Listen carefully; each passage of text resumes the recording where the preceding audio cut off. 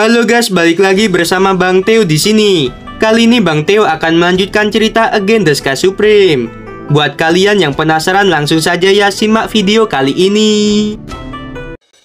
Ling Hu Yunfei menatap tajam pada formasi pertahanan yang hancur dan berkata dengan penuh amarah, "Tan Yun, kamu menghabisi semua kerabatku.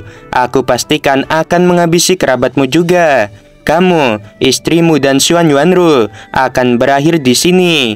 Aku akan menggunakan nyawa orang di kota abadi Xuan Yuan untuk memberi penghormatan kepada kerabat kami yang sudah meninggal." Kata-kata Ling Hu Yunfei benar-benar membangkitkan kebencian 200 juta prajurit terhadap kota abadi Xuan Yuan. Pada saat ini, suara Tan Yun yang penuh dengan niat membunuh terdengar dari dalam formasi. "Ling Hu Yunfei, kamu harus dikutuk. Semua orang di kota terbengkalai juga harus dikutuk. Di tanah terbengkalai ini ada dua jenis orang. Satu adalah orang tingkat tinggi yang berasal dari alam abadi, dan yang lainnya adalah orang tingkat rendah yang berasal dari alam fana.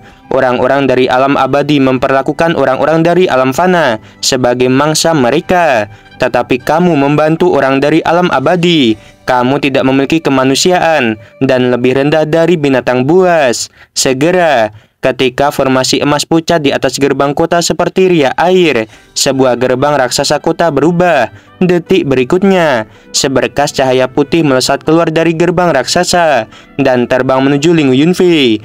Sebelum Ling Hu Yunfei bisa bereaksi, dia melihat kilatan bayangan putih di depannya, dan rasa sakit yang parah datang dari lehernya, membuatnya tidak bisa bernafas.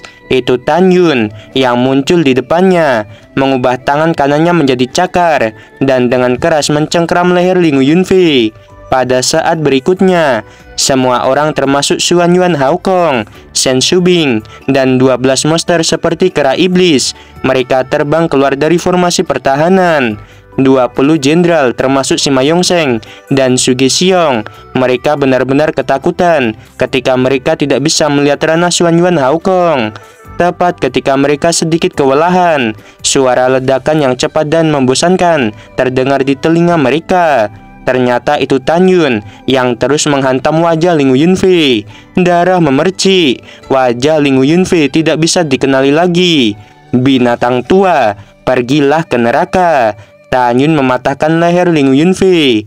Jeritan Ling Hu Yunfei berhenti tiba-tiba, dan kepalan tangan kiri Tan Yun meledakkan seluruh kepalanya.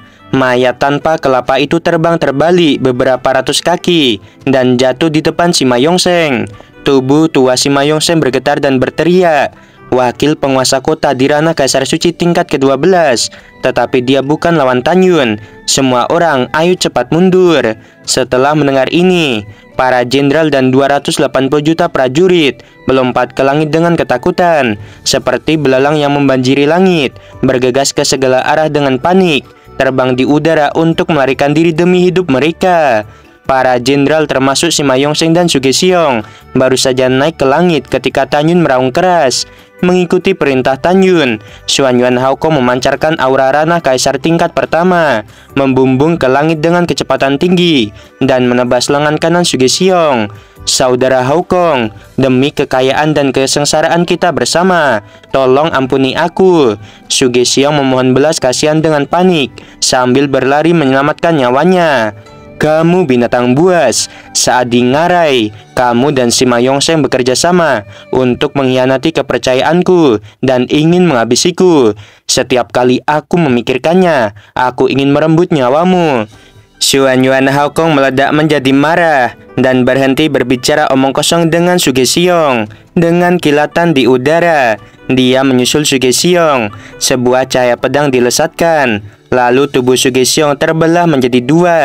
Ketika Xuan Yuan Haokong mengejar Sima Yongsheng, dia mendengar suara acuh tak acuh Tan Yun. "Sima Yongsheng, berikan saja padaku." Xuan Yuan Haokong menanggapi dan mengejar jenderal lainnya. Pada saat ini, Xuan Yuan Haokong, Shen Shuzhen, Tou Baiying, Sui Zian, Nanggong Ruksui, Murong Sisi, Fang Ziqing, Feng Qingcheng, Song Huixin, dan istri Tan Yun masing-masing menyusul seorang jenderal. Ke-16 jenderal menghadapi 16 orang. Mereka sangat lemah dan menyedihkan, sehingga mereka hampir tidak memiliki kekuatan untuk melawan. Pada akhirnya mereka mati. Mayat-mayat berjatuhan di luar kota abadi Xuanyuan. Kemudian Xuanyuan Haokong, Shen Shubing dan yang lainnya.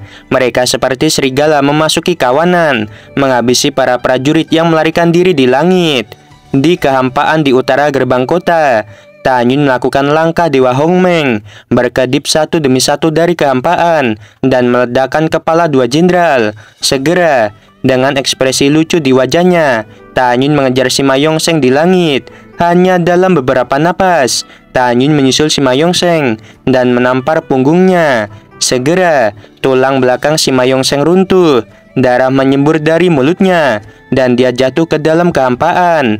Dengan dingin di wajahnya, Tanyun menukik dan menginjak dada Sima Yongsheng. Tulang rusuk Sima Yongsheng hancur satu demi satu, berteriak tak berdaya, dan setelah dia jatuh dengan keras ke tanah, tubuhnya berkedut. Tanyun mendarat di depan Sima Yongsheng, menginjak wajahnya, dan berkata dengan sungguh-sungguh, "Orang tua, ketika kamu mengirim putrimu untuk menghabisiku, kamu pasti tidak mengira hari seperti ini akan datang." Sima Yongsheng meletakkan wajah kirinya di tanah. Dia memuntahkan darah dan meraung dengan lemah dan kejam. "Tanyun, kamu binatang. Kamu binatang yang menghabisi putriku. Aku sangat menyesalinya ketika aku mengirim putriku untuk menghabisimu. Aku sendiri yang seharusnya melakukannya. Tanyun, aku mengutukmu." Mendengar ini, Tanyun tertawa marah dan berkata dengan sungguh-sungguh, "Orang tua, apakah kamu mengutukku? Aku telah dikutuk tak terhitung jumlahnya, tetapi aku masih hidup sampai hari ini. Aku akan mengirimmu dan putrimu untuk bersatu kembali." Dengan mengatakan itu, Tanyun menginjak kepala Sima Yongsheng dan perlahan mengerahkan kekuatannya. Di tengah ratapan mengerikan Sima Yongsheng, kepalanya perlahan berubah bentuk dan akhirnya pecah.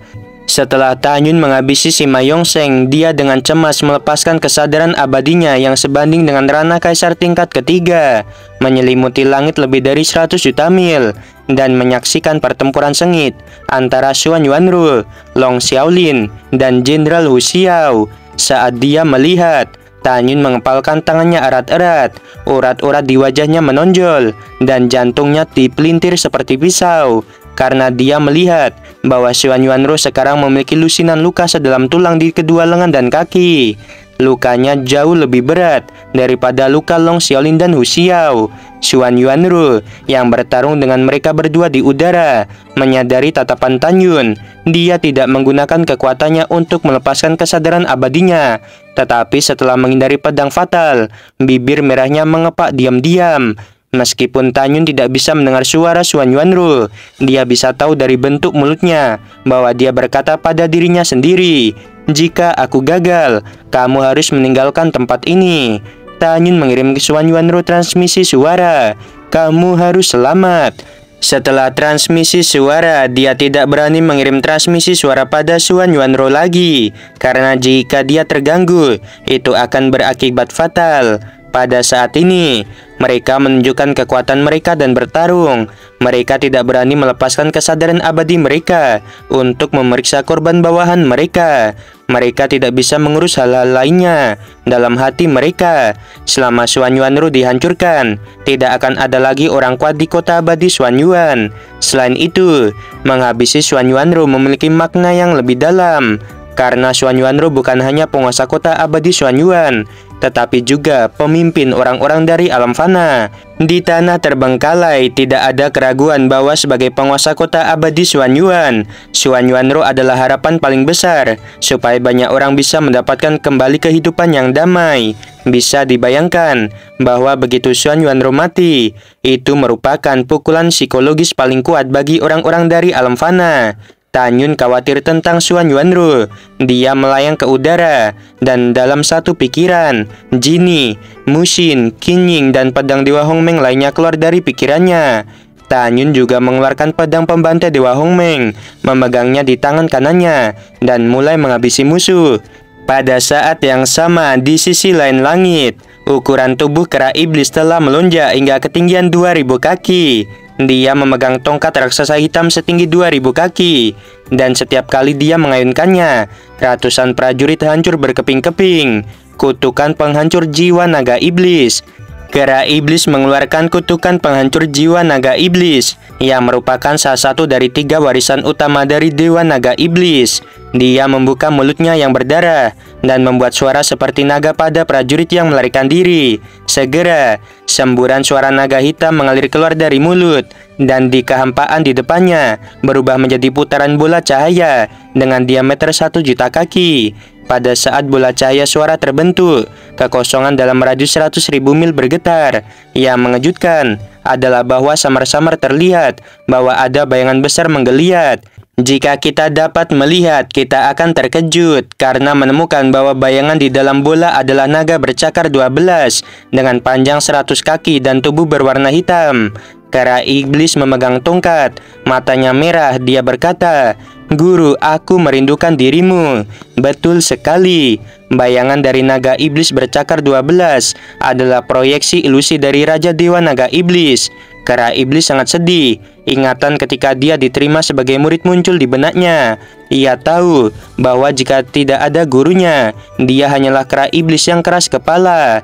"Guru, murid akan mengingat kata-katamu untuk melindungi Tuhan dan membantumu memenuhi keinginan Tuhan untuk menaklukkan surga." Kera iblis mengangkat kepalanya dan melolong. Air mata mengalir di wajahnya. Segera dia berkata, "Mereka yang menjadi musuh Tuhan harus dikutuk." Begitu suara itu jatuh, bola suara sepanjang 1 juta kaki meledak terbuka, dan segera bayangan Raja Dewa Naga Iblis berubah menjadi untaian balu hitam seperti sutra dan menembak ke arah prajurit yang melarikan diri dalam kehampaan. Kecepatannya sangat cepat sehingga sulit dilihat dengan mata telanjang. Jejak sinar hitam ini adalah kutukan penghancur jiwa naga iblis yang memiliki 2 fungsi. Salah satunya adalah untuk menghancurkan jiwa musuh, dan bahkan setelah kera iblis semakin kuat, teknik ini juga dapat menghancurkan jiwa kaisar. Yang kedua adalah menghancurkan janin abadi dan tingkatannya yang lebih tinggi. Pada saat ini, teknik itu menembak ke seluruh langit, menutupi banyak prajurit, dan menembus ke dalam kehampaan yang luas. Lebih dari 600.000 prajurit langsung mati. Mayat mereka jatuh ke dalam kehampaan dan jatuh di tanah tandus. Kemudian, kera iblis berubah menjadi cahaya hitam dan mengejar musuh yang melarikan diri lagi. Pada saat yang sama, tubuh singa naga emas setinggi 2000 kaki melesat. Saat melesat, keempat kukunya menabrak kehampaan dan tubuhnya menabrak langit. Satu musuh dihancurkan oleh auranya, berubah menjadi awan darah, dan dihancurkan sampai mati. Pada saat ini, dia menggunakan salah satu dari 3 warisan utama, yaitu cakar 9 bayangan naga. Segera, di dalam tubuhnya yang besar, aura naga yang luas dan tak terlihat dilepaskan. Dengan cepat, aura naga besar itu berubah menjadi 9 bayangan naga emas dengan panjang 1 juta kaki di sekitarnya. Karena ranah singa naga emas masih rendah, bayangan naga emas sangat kabur dan tidak mungkin untuk melihat berapa banyak cakar yang tampak. Jika di masa depan, ketika singa naga emas mencapai ranah tertentu, maka bayangan naga emas akan tampak seperti Raja Dewa Naga Emas yang merupakan guru dari singa naga emas. Pada saat ini, singa naga emas melesat, sementara 9 bayangan naga emas terus mengelilingi dirinya. Para prajurit yang tertabrak olehnya langsung mati seketika. Darah berceceran di seluruh langit, dan potongan-potongan mayat jatuh ke tanah.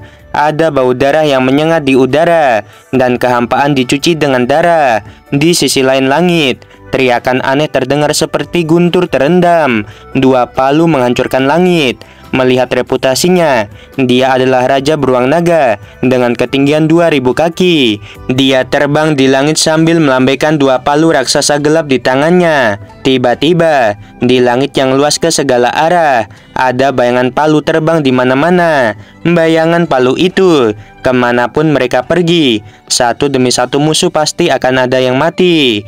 Teknik latihan ini diberikan oleh Tan Yun, dan nama tekniknya adalah palu meteor mentian. Namun, Raja Beruang Naga merasa bahwa nama itu tidak cukup mendominasi, jadi dia mengubahnya menjadi palu beruang naga.